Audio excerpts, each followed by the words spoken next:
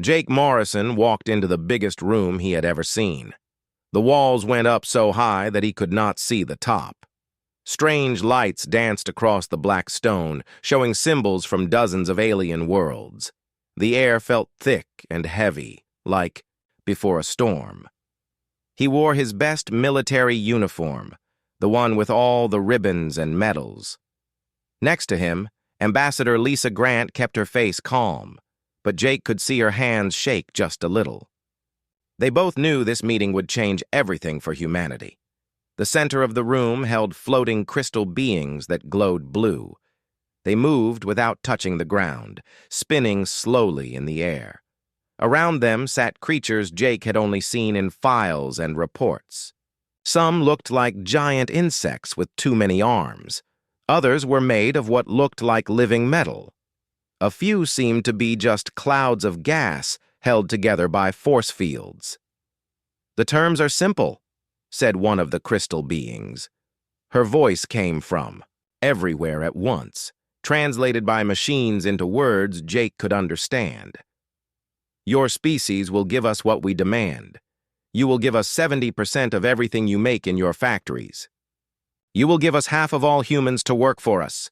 You will give us control of all your weapons and ships." Jake felt his stomach drop. He had expected demands, but nothing like this. Around the room, alien faces watched them with cold interest. Some looked bored, as if they had seen this scene many times before, the crystal being continued. "These payments will happen every month. You have no choice in this matter. This is how things work in our galaxy." Lisa stepped forward. "What happens if we refuse?" The room filled with sounds that might have been laughter from a dozen different species. The crystal being's glow got brighter. "Look and learn," she said. The air above them filled with pictures. Jake saw worlds burning. He saw cities turned to glass by weapons from space. He saw the bones of civilizations that had thought they could say no to the Galactic Council. "The Altarian people thought they were strong," the crystal being explained, as images of a dead world filled the air. "They had good ships and brave warriors. Now their planet is dust." More pictures came. A race of beings that looked like tall, thin humans with silver skin. Their cities had been beautiful once, with towers that reached into the clouds. Now those towers lay broken, and nothing moved in the streets. The Nexus Collective believed their technology could protect them, the voice continued. They built shields that could stop any weapon. "We found ways around their shields." Jake watched a fleet of ships die in space. They tried to run, but the Council forces were faster. They tried to fight, but the Council ships were stronger. One by one, the defending ships exploded into balls of fire that quickly went out in the cold of space. The hegemony of Krell had ruled 50 worlds for 1,000 years, the crystal being said. They thought their empire would last forever. The final pictures showed empty throne rooms and silent palace halls. Jake could see where great battles had been fought. Blast marks on walls told the story of a civilization's last stand. It had not been enough. "Every species learns the same lesson," the crystal being said as the pictures faded away. "The Council's power cannot be stopped. Resistance only brings pain and death. Cooperation brings peace and order." Around the room, the alien delegates nodded or made whatever gestures their species used to show agreement. Jake could see that some felt sorry for humanity, but none would help. They had all been where humans were now. They had all made the same choice. "How many species have joined your council?" Lisa asked. 47 intelligent races now serve the greater good," came the reply. "Soon there will be 48. Jake looked at the faces around him again. He tried to imagine these beings as they had been before the council found them. Had the insect-like creatures once built their own cities? Had the metal beings once explored space in their own ships? Had they all once been free? "What about those who refuse?" Jake asked, though he thought he already knew the answer. "There, are no species that refuse, the crystal being said. There are species that exist and species that do not. The Council ensures that only the wise survive. The message was clear: join or die, serve or be destroyed. It was not really a choice at all. You have 72 hours to give us your answer, the crystal being announced. Use this time wisely. Think of your children. Think of your future. The galaxy has no place for those who will not accept reality. Guards appeared to escort Jake and Lisa from the chamber. As they walked toward the exit, Jake could hear the aliens talking among themselves in languages that sounded like music, or grinding metal, or wind through trees. He did not need translation to know what they were saying. Another species had been given the choice. Another species would soon kneel. At the door, Jake turned back for one last look. The crystal beings still floated in their circle, glowing with power that could destroy worlds. Around them, 47 species sat in silence, remembering perhaps what they had once been before they learned to obey. The door closed behind them with a sound like thunder. The emergency meeting room in Geneva had never been so full. People from every nation on Earth sat at the long tables, their faces lit by the blue glow of screens. Outside the windows, the city looked normal, but everyone in the room knew that might change soon. President Richard Hayes sat at the head of the main table. His gray hair made him look older than his 55 years, especially under the harsh lights. Around him sat the most important people on Earth: military leaders, scientists, and representatives from every human colony in space had come to decide humanity's future. "Let me make sure I understand this right," said Secretary of Defense Carol Phillips. She was a small woman with sharp eyes and a voice that could cut steel. "They want 70% of everything we make. They want half of all humans to work as slaves, and they want us to give up every weapon we have." "That is correct," Lisa Grant said from her seat near the president. She had arrived from the council station just hours ago, and the trip showed on her tired face. "If we agree, they promise to let the rest of us live in peace under their rule." General Kevin Stone laughed, but there was no humor in it. He commanded Earth's space fleet, and Jake could see the anger in his eyes. "Peace under their rule. That's what they call slavery now. It's better than being dead," said Dr. Alan Brooks from the Science Division. He was a thin man who always looked worried, and today he looked more worried than usual. "I've run the numbers on their fleet strength. We have 1,200 ships. They have more than 40,000. Our best weapons barely scratch their armor." "Numbers don't tell the whole story," Admiral Stone replied. "When has humanity ever won a fight because we had more guns?" Around the room, people began to talk at once. Some voices were angry, some scared, some determined. Jake could hear arguments in a dozen languages as representatives spoke to their home governments through their communication devices. "Order!" President Hayes called out, hitting his hand on the table. "We need to think about this carefully." Dr. Helen Brooks, who studied alien life, stood up from her chair. She was Kevin Stone's sister, but where he was a warrior, she was a thinker. "I've been looking at the pattern of how they take over worlds. They make demands. They show their power. Then the target species gives up without a real fight. Because fighting is suicide," Dr. Alan Brooks shot back. "Did you see what they did to the other races? Entire worlds turned to ash." "Yes, but look closer," Helen said, bringing up images on the main screen. "Every species that fought them used the same tactics. Big fleets facing each other in open space. Formal battles with clear rules. They never faced an enemy that fights. Dirty." Jake thought about what he had seen in the council chamber.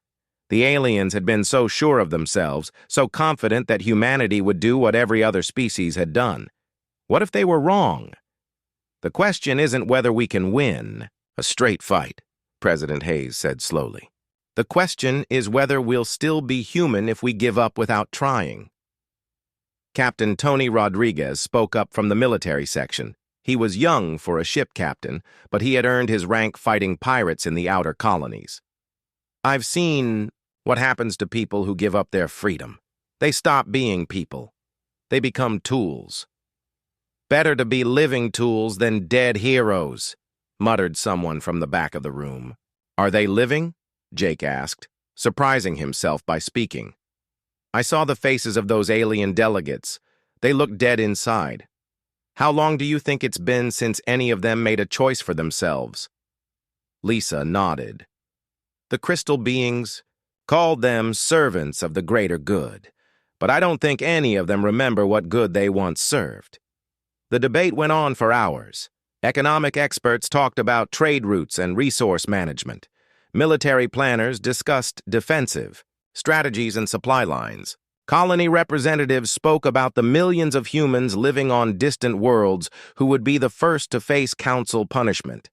What about our children? Asked Maria Santos, the representative from the Mars colonies. What kind of future are we giving them if we fight and lose? What kind of future are we giving them if we don't fight at all? Replied General Stone. Jake found himself thinking about his own daughter, Emma. She was only 8 years old, living with her mother on Luna Base. What would she think of her father if he came home and told her that humanity had given up without a fight? What would she think if he never came home at all? I want to share something, President Hayes said during a quiet moment. My grandfather fought in World War III. Do you know what he told me when I was young? He said the hardest battles are the ones you have to fight even when you know you might lose. This isn't just about us, Helen Brooks added. If we say yes, we're telling every other species in the galaxy that the Council is right.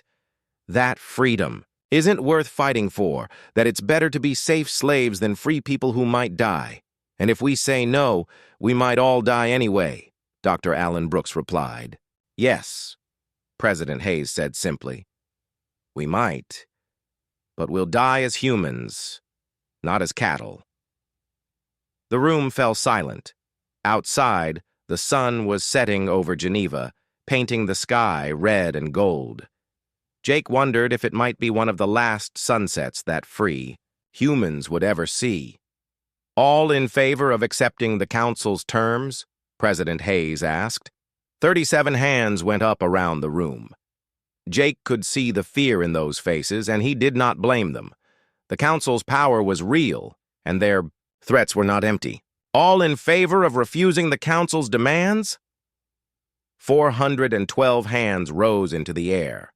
Jake felt something tight in his chest loosen as he raised his own hand. Around the room, he could see the same feeling on other faces. Fear was still there, but it was mixed with something else now. Something that had been missing from those alien faces in the council chamber. Hope. President Hayes nodded slowly. The motion passes. We will send our reply to the Galactic Council tomorrow morning.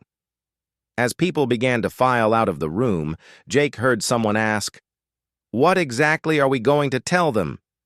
Lisa Grant, who would have to deliver the message, smiled for the first time since returning from the council station.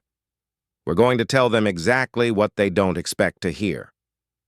Lisa Grant stood at the same spot where she had been 3 days ago. The council chamber looked exactly the same, but everything felt different now. The room was more crowded than before. Word had spread that the humans were about to give their answer, and alien delegates had come from across the galaxy to watch. The crystal beings floated in their circle, glowing with blue light. Around them, 47 different species waited in their seats. Some looked bored, as if they had seen this scene too many times to count. Others seemed curious about what the newest species would say. Lisa could feel her heart beating fast in her chest. She had practiced the words during the long trip back to the council station, but now that the moment was here, her mouth felt dry. She thought about Earth, about the billions of people waiting for news of what would happen next. "Ambassador Grant," said the lead crystal being. Her voice filled the huge room, translated into every language at once. "Have you brought the answer from your government?" "I have," Lisa replied. Her voice sounded small in the vast space, but it carried clearly through the translation systems. Then speak. Will humanity accept the Council's generous terms? Lisa took a deep breath. She thought about President Hayes and his calm strength. She thought about Jake Morrison and the determination in his eyes. She thought about her own children back on Earth, and what kind of world she wanted them to grow up in. No.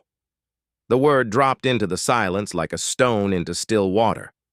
For a long moment, nothing happened.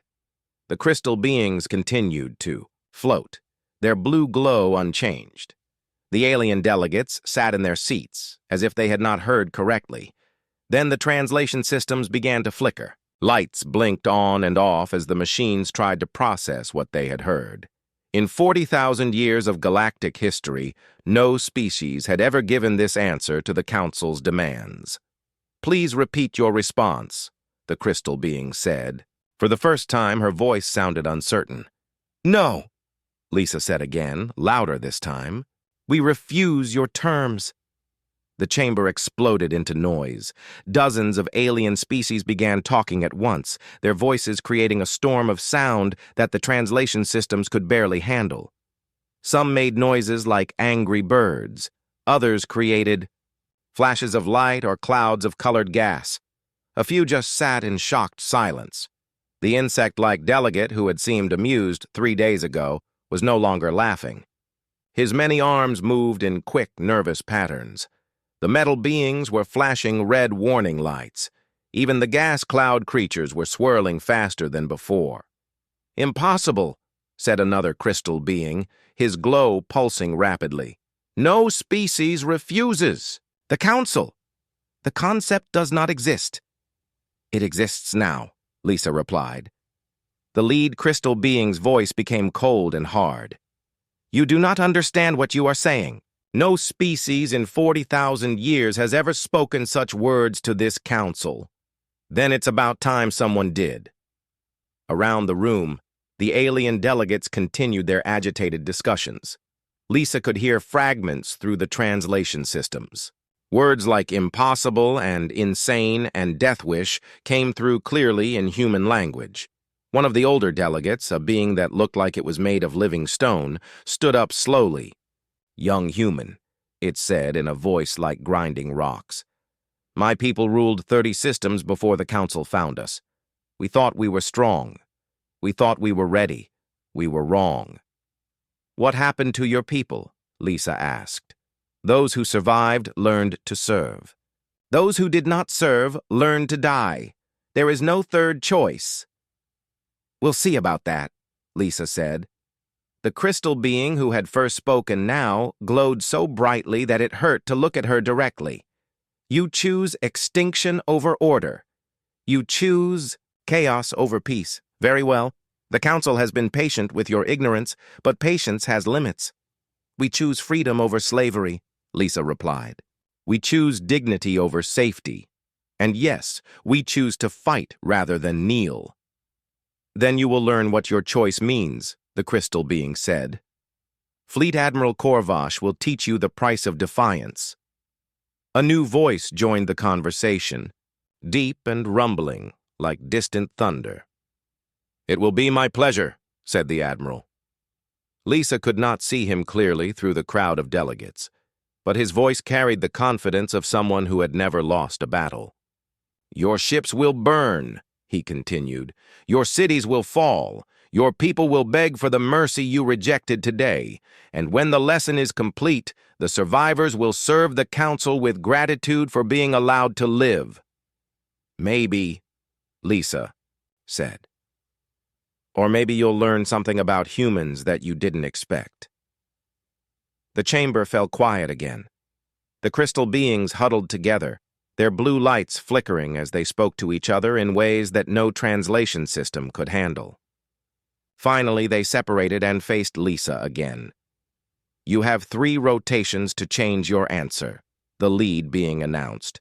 After that, the fleet will be sent to collect what you owe, with interest added for your stubbornness.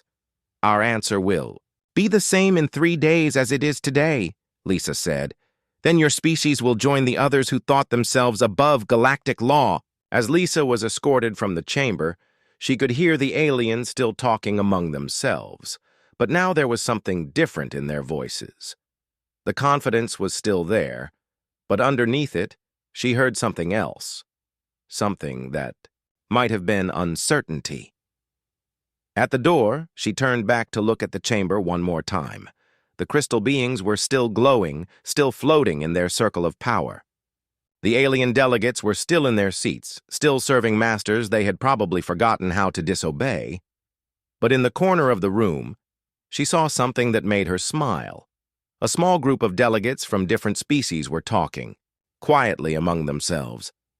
They kept looking toward where she had been standing, and their body language suggested they were discussing something important. For 40,000 years, every species had given the same answer to the Council's demands. They had all said yes, and they had all learned to live as slaves with fancy titles.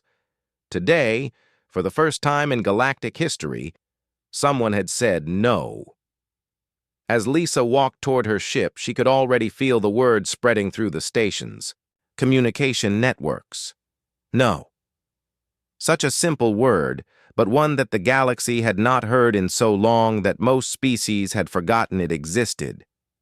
On distant worlds, in slave camps and factory ships, beings who had not thought about freedom in generations suddenly remembered what it meant to have a choice. The word traveled faster than light, carried by quantum communication arrays to every corner of known space. No. The Council had demanded tribute, and humanity had answered. Now the galaxy would learn what happened when someone finally refused to kneel. The real test was about to begin. Fleet Admiral Korvash stood on the bridge of his flagship, watching the displays that showed 5,000 Council ships moving toward human space. Each ship was bigger than anything humans had built. Each ship carried weapons that could destroy cities from orbit. Together they formed the largest force the Council had assembled in over a century. "This will not take long," he told his staff officers.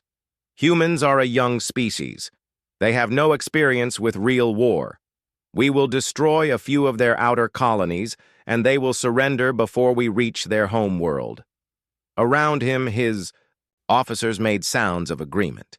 They came from a dozen different species, but they all wore the same gray uniforms of the Council fleet. They had all learned to think the same way, fight the same way, and expect the same results. Korvash had been fighting Council wars for 30 years. He had seen proud civilizations become broken servants. He had watched mighty fleets turn to burning debris. He had never lost a battle, and he did not expect to lose one now. "Sir," called his communications officer, "we're receiving signals from the human colonies. They're not sending surrender messages." "What are they sending?" "Navigation data, sir. They're telling their ships where to go." Korvash laughed. "They think their tiny fleet can face us in open battle. How refreshing. It has been too long since we faced an enemy brave enough to be properly defeated." But as his fleet moved deeper into human space, something strange began to happen. The human ships did not gather to meet them. Instead, they scattered in all directions, like seeds blown by the wind. "Where are they going?" asked his tactical officer. "Running away," Korvash said. "We will hunt them down one by one." Captain Tony Rodriguez commanded the human destroyer Defiance in the Centauri system. His ship was small compared to the Council vessels, but it was fast and hard to see on their sensors. He watched the enemy fleet spread out to search for human forces, and he smiled. "Just like we thought," he told his crew. "They fight like they're playing chess. Everything has to be neat and organized." Rodriguez had grown up fighting pirates in the asteroid belt. Pirates did not line up for fair fights. They hit fast, took what they wanted, and disappeared before anyone could catch them. Today, he would fight the Council the same way. "Target their supply ship," he ordered. "Hit it hard and get out." The Defiance swept down on a Council transport like a hawk diving on a mouse. The enemy ship was huge and well-armed, but it was slow and expecting a formal challenge. Rodriguez's ship fired everything it had into the transport's engines and jumped away before the escort ships could respond. Behind him, the Council transport drifted helplessly in space, its cargo of fuel and food spilling out into the void. "Sir," his communications officer reported, "the enemy is sending surrender demands on all frequencies." "Tell them we're busy," Rodriguez said. "We'll get back to them later." All across human space, similar attacks were happening. Human ships would appear without warning, hit their targets, and vanish before help could arrive. They did not fight fair battles or follow the rules of civilized warfare. They fought like humans. Admiral Corvash found himself dealing with problems he had never faced before. His supply lines were under constant attack. His patrol ships were being picked off one by one. His communications were being jammed by signals that seemed to come from everywhere at once. "How many human ships are we fighting?" he asked his intelligence officer. "It's hard to say, sir. They use the same signal codes, so one ship can pretend to be 20 ships in different places. That's cheating." "Yes, sir. They don't seem to care." On distant worlds throughout the galaxy, other beings were listening to reports of the battles. For the first time in thousands of years, Council forces were not winning quickly and easily. The word "no" that humanity had spoken was being backed up with action. In the slave camps of former Altarian worlds, workers began to whisper among themselves. In the factory ships of the Nexus Collective, drones started asking questions about their programming. Even in the heart of Council space, beings who had forgotten the taste of freedom began to remember. Dr. Helen Brooks worked from a hidden base on Luna, Earth's moon. Her job was to study the Council's tactics and find ways to beat them. What she found surprised her. "They're not used to creative enemies," she reported to Earth Command. "Every species they've conquered fought the same way. Big fleets, formal battles, clear objectives. They have no experience with guerrilla warfare." "What's our advantage?" asked General Stone from his command center on Earth. "They think war is a game with rules. We know it's a fight for survival. They want to minimize their losses and maximize their prestige. We just want to win." The Council fleet that had started with 5,000 ships was now down to less than 3,000. Not because humans had destroyed them all, but because Corvash had to split his forces to protect his supply lines and hunt for raiders across a dozen star systems. "This is not how wars are fought," he complained to the Council during his daily reports. "Then teach them the proper way," came the reply from the crystal beings. "Use whatever force is necessary." But force was not the problem. Corvash had enough firepower to destroy every human world 10 times over. The problem was finding targets that would stay still long enough to be destroyed. The human colonies that his fleet reached were already empty. The people had evacuated to hidden bases or other star systems. The infrastructure was rigged to explode if anyone tried to use it. Even when he captured a world, he gained nothing but empty buildings and broken machines. "They're making us chase ghosts," his tactical officer reported. "Every time we think we have them cornered, they disappear." Meanwhile, the reports from Council space were getting worse. 3 different species had formally declared independence from the Council. Slave uprisings were happening on dozens of worlds. Ships were deserting from Council fleets to join something called the Free Galaxy movement. "How do we stop an idea?" Corvash asked his staff during a planning meeting. Nobody had an answer. Captain Sarah Williams commanded a growing fleet of human and rebel ships near the edge of Council space. Her force included escaped slaves, deserting Council soldiers, and species that had decided to try freedom again after thousands of years. "The enemy is requesting a formal battle," her communications officer reported. "Admiral Corvash wants to meet our main fleet in the Gettysburg system." Sarah laughed. "Tell him we'll think about it, then hit his repair station at Alpha Centauri while he's waiting for our answer." The war that was supposed to last a few days had been going on for 6 months. The Council fleet that was supposed to terrify humanity into submission was instead learning what it felt like to be hunted. And across the galaxy, the word "no" was spreading like wildfire, carried by beings who had almost forgotten what it meant to choose their own destiny. The age of the Council was ending, and it was ending because someone had finally been brave enough to say that simple, powerful word: no. The Galactic Council chamber was nearly empty now. Where once 47 species had sat in organized rows, only 12 delegates remained. The others had either declared independence or simply stopped sending representatives. The crystal beings still floated in their circle, but their blue glow was dimmer than before. "Report," demanded the lead crystal being. Admiral Korvash appeared as a hologram in the center of the chamber. His uniform was torn, and his face showed the strain of 8 months of impossible warfare. "The situation continues to deteriorate. My fleet is down to fewer than 2,000 operational ships." "How is this possible? You began with 5,000 vessels against a primitive species." "They don't fight like any species we've encountered." "Before," Korvash replied. "They use tactics that violate every principle of civilized warfare. They attack supply lines, they hit civilian targets, they disguise military ships as merchant vessels. They have no honor." "Honor is a luxury," said one of the remaining council delegates, a being that looked like a walking tree. "Results are what matter. Why have you not simply destroyed their home world?" "Because they won't defend it properly," Korvash said, his voice showing frustration that had been building for months. "Every time we move toward Earth, they attack our flanks. When we turn to face them, they retreat.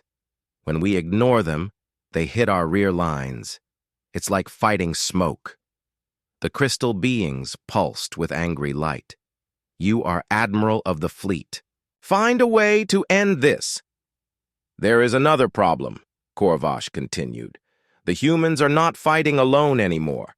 We now face ships from 17 different species that have left the Council. They call themselves the Free Galaxy Alliance." "Impossible. Those species cannot survive without Council protection. They seem to be managing quite well, and their numbers grow every day." In the Gettysburg system, Captain Sarah Williams prepared for what everyone knew would be the final battle.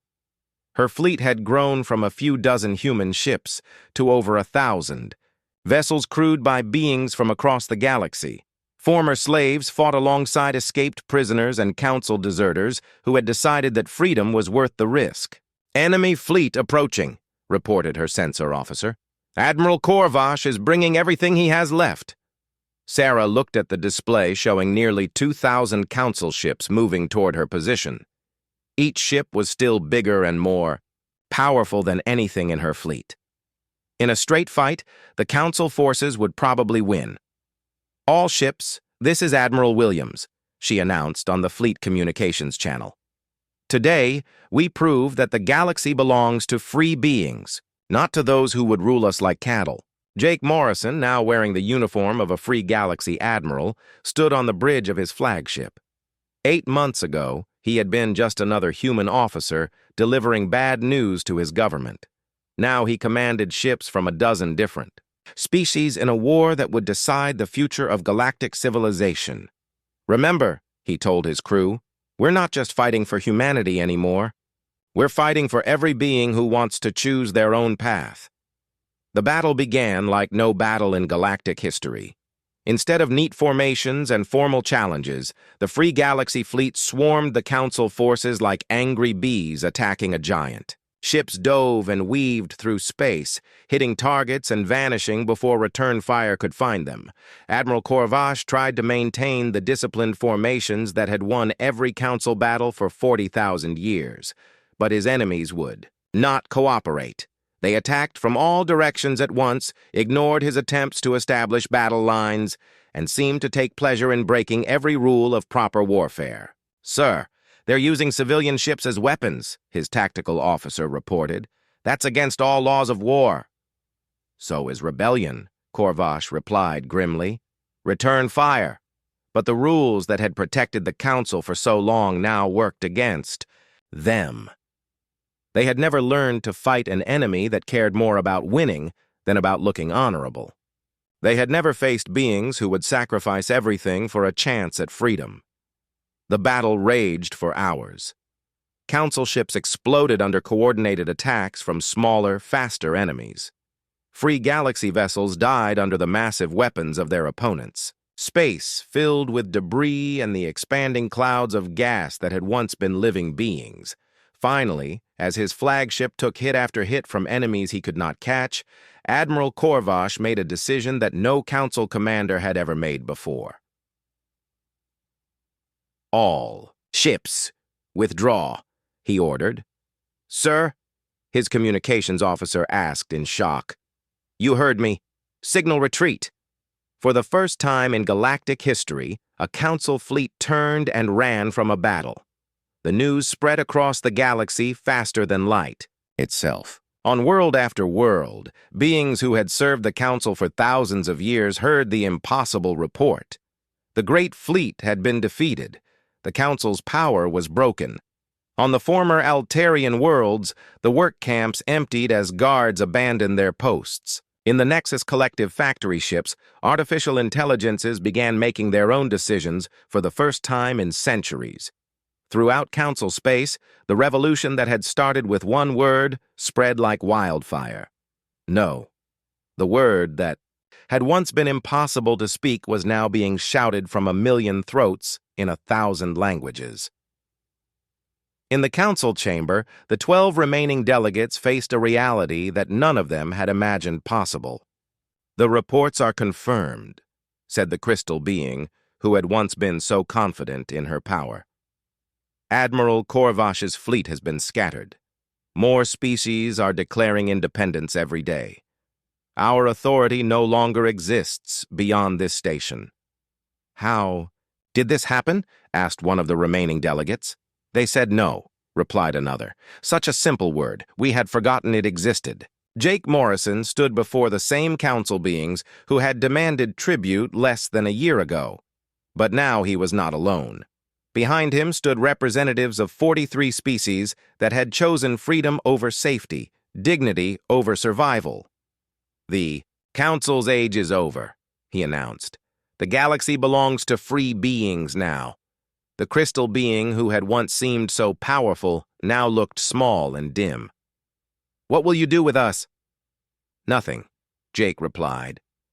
"You're free to govern yourselves just like everyone else, but you'll never again decide the fate of other species." As the former council delegates filed out of the chamber that had once been the center of galactic power, Jake thought about the journey that had brought them here. It had started with a simple question. Would humanity be willing to pay tribute to alien masters?